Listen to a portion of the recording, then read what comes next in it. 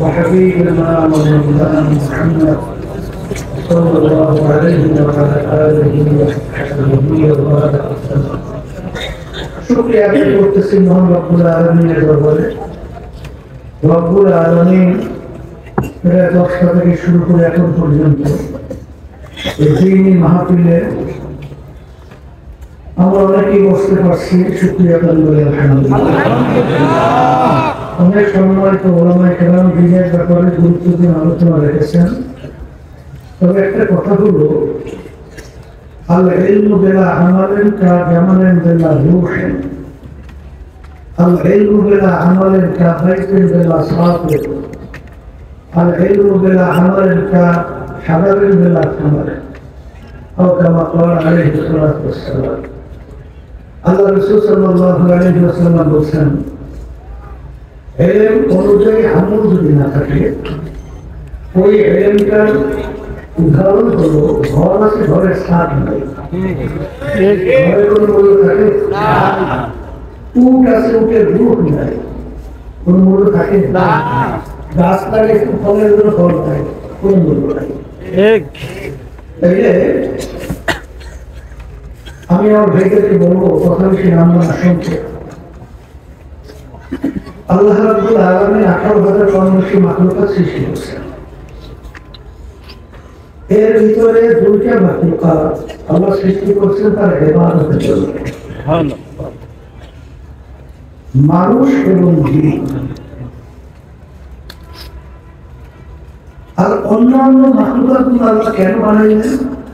কোরআনুল কারীমের ভিতরে আল্লাহ বলেছেন, ওয়াখলিকালাকুম মা ফিল আরদি জামিআ।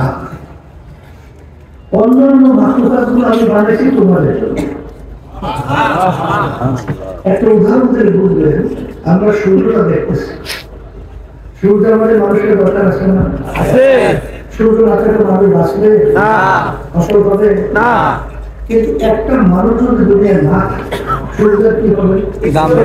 তাহলে সূর্যের আলো বানাইছে কাজের জন্য। আচ্ছা, গরু বাড়ি, গরু আমাদের মানুষের দরকার আছে না? একটা মানুষ রাতের গরু কি গরু বানাইছে, গাছ আমাদের দরকার নেই। একটা মানুষ গাছের গাছে কি হয়? তাহলে সমস্ত মাখলুকাত আল্লাহ বানাইলেন কাদের জন্য? মানুষের জন্য। আমাদের কেন বানাইছেন? কেন? আল্লাহর ইবাদতের জন্য। বলেন, তার ইবাদতের জন্য। ইবাদতের জন্য। কার ইবাদত? আল্লাহ। ইবাদতের কারণ উর্দুতে বলে গোলামি, আর বাংলা অর্থ হলো মালিকের হুকুম অনুযায়ী চলা। মানে মুখস্থ করে বলেন, মালিকের হুকুম অনুযায়ী চলা। চলার নাম কি? আমরা যে নামাজ পড়ি, এটা কার হুকুম পালন করি? বলেন, রোজার, হজের। আচ্ছা, আমি আমার ভাইকে বলবো, নামাজ পড়ার জন্য নাকি ইবাদত, নামাজ না পড়াও কিন্তু ইবাদত। রোজা রাখার জন্য নাকি ইবাদত, রোজা রাখাও ইবাদত। অনেকে বলতে পারে, নামাজ পড়লে ইবাদত করবে, না পড়লে ইবাদত খুঁজে না হয়। এখনই বললেন, সূর্য পড়তেছে, এই সময় যদি নামাজ পড়ি সওয়াব না? নামাজ পড়ছে পাইলে কি এইদের দিয়ে কেউ রোজা রাখে? কারণ নামাজটা মালিকের হুকুম অনুযায়ী, রোজাটা মালিকের হুকুম অনুযায়ী। তাহলে যেই কাজটা মালিকের হুকুম অনুযায়ী হবে, সেটা ইবাদতের ভিতরে গণ্য হবে। আর যেটা মালিকের হুকুম অনুযায়ী হবে না, সেটা ইবাদতের ভিতরে গণ্য হবে না। একটা কথা বোঝা গেল, আমরা যে নামাজ পড়ি, আমাদের নামাজ কি আমার মালিকের খুব দরকার? বলেন, আল্লাহ নামাজ কি করবে? এত দরকার। রোজা দিয়ে কি করবে? কোরবানির পশু আমরা জবাই করি, এর গোশত, রক্ত আল্লাহর কাছে কিছু পৌঁছে? হ্যাঁ, তাহলে আমরা এগুলো করি কেন? বলে তার হুকুম পালন করি। হুকুম পালন করি। আল্লাহ আমাদেরকে বানাইছিল তার হুকুম পালন করার জন্য। এখন আমরা মালিকের হুকুম প্রতিটা মানুষের ব্যক্তিগত জীবনে, আছে বুঝেন নাই? কি নাই? বলেন নাই?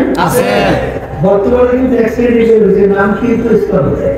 ঠিক আবার বক্তব্য কিন্তু ইসলামের সাথে টক্কর। ওটা কি বলে মেয়েদের পোশাক আদির ব্যাপারে কোনো রেস্ট্রিকশন নাই। নাউজুবিল্লাহ আসলে নাই? আছে বলেন না? আছে আছে? আছে আল্লাহ কি বলছে? লিবাসুত তাকওয়া যালিকা খায়র। পরহেজগারি লিবাস তোমাদের জন্য উত্তম।